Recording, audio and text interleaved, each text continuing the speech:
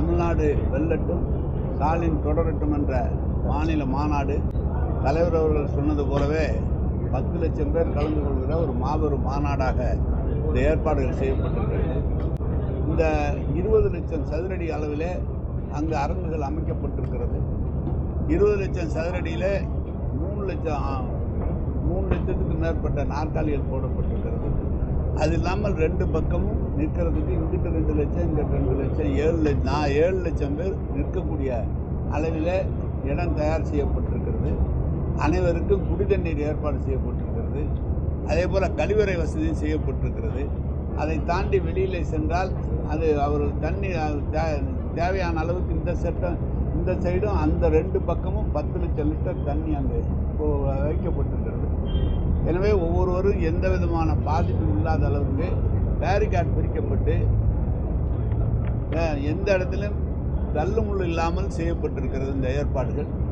தமிழக முதல்வர் வருகிற போதே இருவண்ண கொடி ஏற்றி வைத்துவிட்டு தொண்டர்களுடைய வரவேற்பை பெற்று மேடைக்கு செல்ல இருக்கிறார்கள்.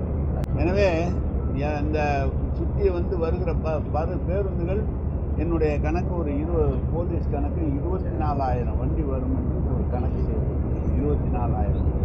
இந்த 24,000 வண்டி நிறுத்துவதற்கு 2 பக்கம் மாநாட்டினுடைய 2 பக்கமும் இடம் தயார் செய்து வைக்கப்பட்டிருக்கிறது. லைட்டும் போடப்பட்டிருக்கிறது, வெளிச்சமும் செய்யப்பட்டிருக்கிறது.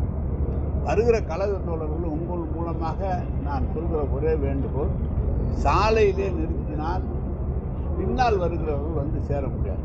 எனவே முன்னால் வருகிற கழக தோழர்கள் மாநாட்டு அருகிலேயே நிறுத்துகிற இடம் இருக்கிற காரணத்தால் பேருந்தில் வருகிறவர், வண்டி வாகனங்களில் வருகிறவர்கள் அங்கே நிறுத்தினால் மாநாடு ஒரு 100-200 அடிக்குள்ளாக மாநாட்டுக்குள்ளே ஒரு 500 அதிகபட்சம் 500 அடிக்குள்ளாக மாநாட்டுக்குள்ளே அமர்ந்த முடியும்.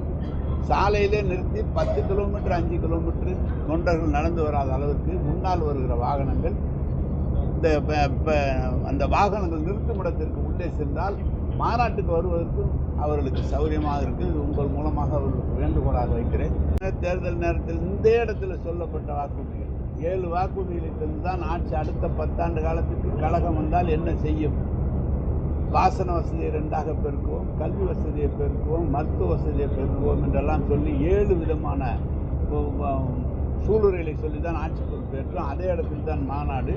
இப்போதும் சில அறிவிப்புகளை அவர்கள் வெளியிட வேண்டும், வெளியிடுவார்கள். ஏற்கனவே தந்த அறிவிப்புகளுக்கெல்லாம் எவ்வளவு தூரம் பணிகள் நடைபெற்றிருக்கிறது என்பதை நீங்கள் எல்லாம் நன்றாக அறிவீர்கள் ஒவ்வொரு இடத்திலும். எனவே இது ஒரு நல்ல மாநாடாக, நல்ல ஒரு அறிவிப்பு வருகிற இடமாக தான் இருக்குது.